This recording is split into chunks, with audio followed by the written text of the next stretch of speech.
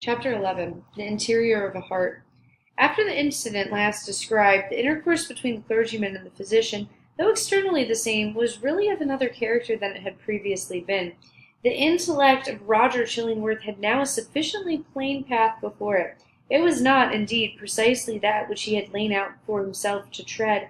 Calm, gentle, passionless as he appeared, there was yet, we fear, a quiet depth of malice, hitherto latent but active now in this unfortunate old man, which led him to imagine a more intimate revenge than any mortal had ever wreaked upon an enemy, to make himself the one trusted friend to whom should be confided all the fear, the remorse, the agony, the ineffectual repentance, the backward rush of sinful thoughts expelled in vain, all that guilty sorrow hidden from the world, whose great heart would have pitied and forgiven, to be revealed to him, the pitiless, to him the unforgiving, all that dark treasure to be lavished on the very man to whom nothing else could so adequately pay the debt of vengeance.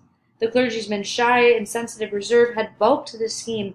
Roger Chillingworth, however, was inclined to be hardly, if at all, less satisfied with the aspect of affairs, which Providence, using the avenger and his victim for his own purposes, had perchance pardoning where it seemed most punished, had substituted for his black devices. A revelation, he could almost say, had been granted to him. It mattered little for his object, whether celestial or from what other region. By its aid in all subsequent relations betwixt him and Mr. Dimmesdale, not merely the external presence, but the very inmost soul of the latter seemed to be brought out before his eyes, so that he could see and comprehend its very movement. He became thenceforth not a spectator only, but a chief actor in the poor minister's interior world. He could play upon him as he chose. Would he arouse him with a throb of agony? The victim was forever on the rack. It needed only to know the spring that controlled the engine, and the physician knew it well. Would he startle him with sudden fear, as at the waving of a magician's wand uprose a grisly phantom, uprose 1,000 phantoms in many shapes of death, or more awful shame on flocking round about the clergyman and pointing with their fingers at his breast?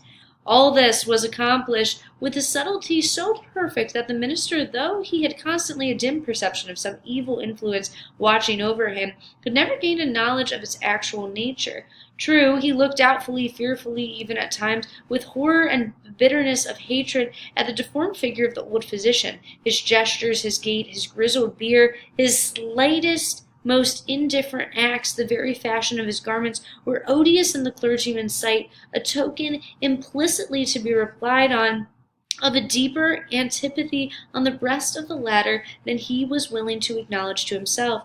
For, as it was impossible to assign a reason for such distrust and abhorrence, so Mr. Dimmesdale, conscious that the prison of one morbid spot was infecting his heart's entire substance, attributed all his presentiments to no other cause. He took himself to task for his bad sympathies in reference to Roger Chillingworth, disregarded the lesson that he should have drawn from them, and did his best to root them out. Unable to accomplish this, he nevertheless, as a matter of principle, continued his habits of social familiarity with the old man, and thus gave him constant opportunities for perfecting the purpose to which, poor forlorn creature that he was, the more wretched than his victim, the avenger had devoted himself. While thus suffering under bodily disease, and gnawed and tortured by some black trouble of the soul, and given over to the machinations of the deadliest enemy, the Reverend Mr. Dimmesdale had achieved a brilliant popularity in his sacred office. He won it, indeed, in great part by his sorrows. His intellectual gifts, his moral perceptions, his power of experiencing and communicating emotion were kept in a state of preternatural activity by the prick and anguish of his daily life. His fame, though still on its upward slope, already overshadowed the soberer reputations of his fellow clergymen.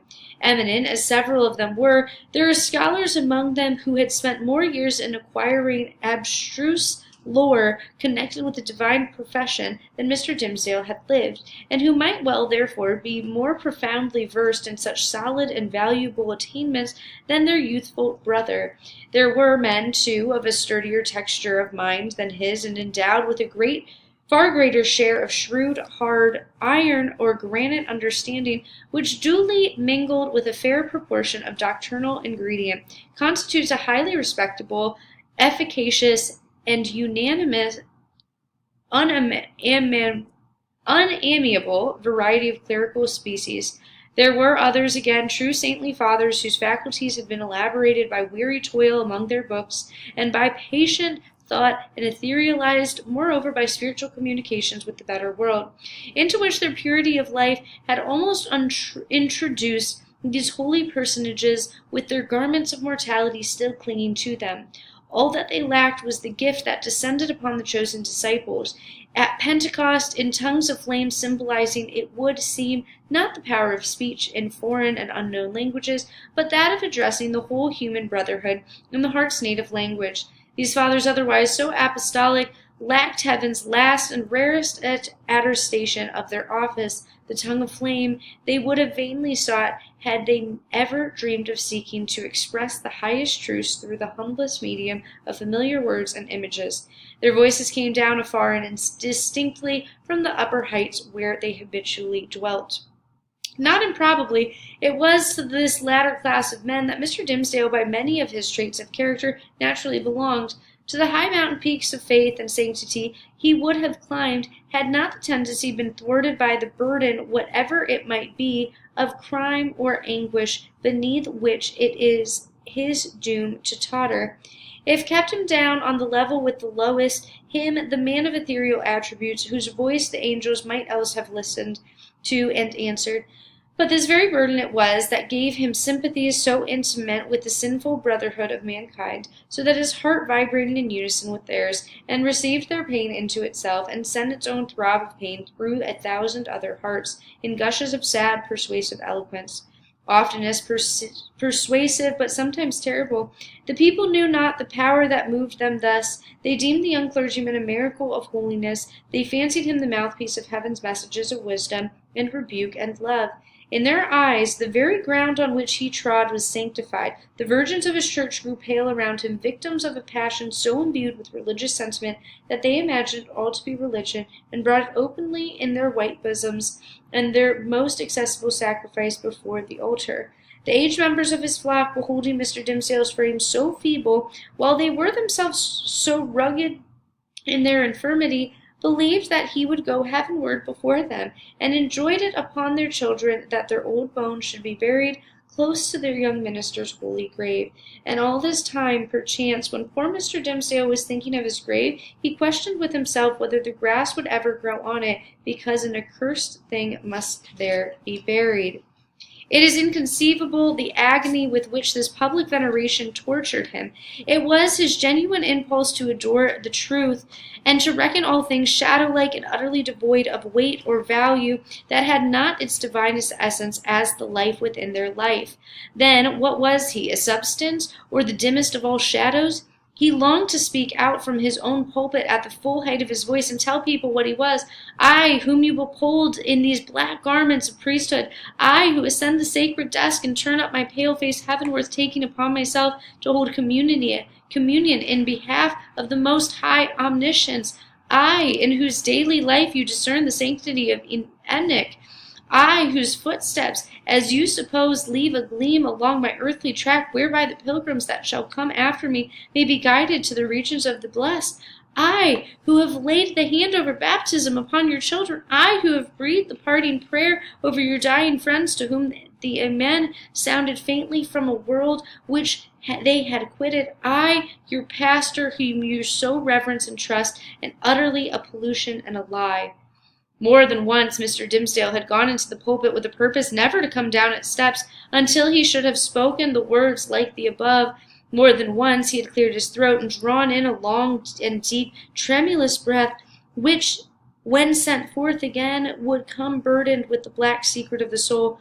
More than once, nay, more than 100 times he had actually spoken, but how? He had told his hearers that he was altogether vile, a viler companion of the vilest, and the worst of the sinners, an abomination, a thing of unimaginable iniquity, and that the only wonder was that they did not see his wretched body shriveled up before their eyes by the burning wrath of the Almighty. Could there be plainer speech than this? Would not the people start up in their seats by simultaneous impulse and tear him down out of the pulpit which he defiled? Not so, indeed. They heard it all and did but reverence him the more. They little guessed what deadly purport lurked in those self-condemning words. The godly youth, said they among themselves, the saint on earth, alas! If he discerned such sinfulness in his own white soul, what horrid spectacle would he behold of thine and mine? The minister, well known, subtile but remorseful hypocrite, what he was, the light in which his vague confession would be viewed. He had striven to put a cheat upon himself by making the avowal of the guilty conscience, but had gained only one other sin, and a self-acknowledged shame without the momentary relief of being self-deceived. He had spoken the very truth and transformed it into the veriest falsehood, and yet by the constitution of his nature he loved the truth and loathed the lie, as few men ever did. Therefore, above all things else, he loathed his miserable self. His inward trouble drove him to practices more in accordance with the old corrupted faith of Rome than with the better light of church in which he had been born and bred. In Mr. Dimmesdale's secret closet, under lock and key, there was a bloody scourge. Oftentimes this Protestant Puritan divine had plied it on his own shoulders, laughing bitterly at himself the while, and smiting so much and the more pitilessly because of the bitter laugh. It was his custom, too, as it has been that of many other pious Puritans, to fast, not, however, like them, in order to purify the body and render it the fitter medium of celestial illumination, but rigorously and until his knees trembled beneath him as an act of penance. He kept vigils likewise night after night, sometimes in utter darkness, sometimes with a glimmering lamp, and sometimes viewing his own face in a looking-glass by the most powerful light which he could throw upon it. He thus typified the constant introspection wherewith he tortured but could not purify himself. In these lengthened vigils his brain often reeled, and visions seemed to flit before him, perhaps seen doubtfully and by a faint light of their own. In the remote dimness of the chamber, more vividly and close beside him, within the looking-glass, now it was the herd of diabolical shapes that grinned and mocked at the pale minister and beckoned him away with them, now a group of shining angels who flew upwardly heavily as sorrow-laden, but grew more ethereal as they rose. Now came the dead friends of his youth, and a white-bearded father with a saint-like frown, and his mother turning her face away as she passed by a ghost of a mother. Thinnest fantasy of a mother, methinks she might yet have thrown a pitying glance towards her son.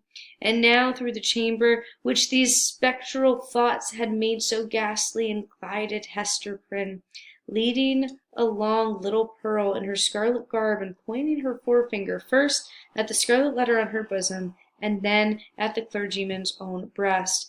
None of these visions ever quite deluded him at any moment by any effort of his will. He could discern substances through their misty lack of substance, and convince himself that they were not solid in their nature. Yet yonder table of carved oak, or that big square leather-bound and brazen-clasped volume divinity, but for all that, they were in one sense the truest and most substantial things which the poor minister now dealt with.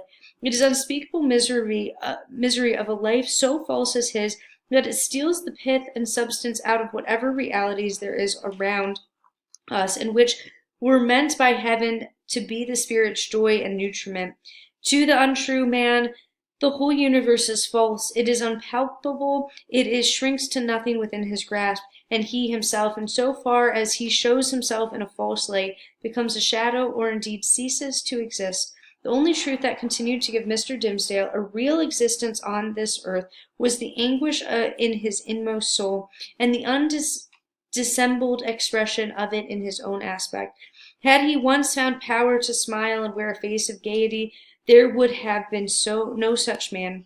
On one of those ugly nights which we have faintly hinted at, but forborne a picture of forth, the minister started from his chair. A new thought had struck him. There might be a moment's peace in it, attiring himself with as much care as if it had been for a public worship, and precisely in the same manner he stole softly down the staircase, undid the door, and issued forth.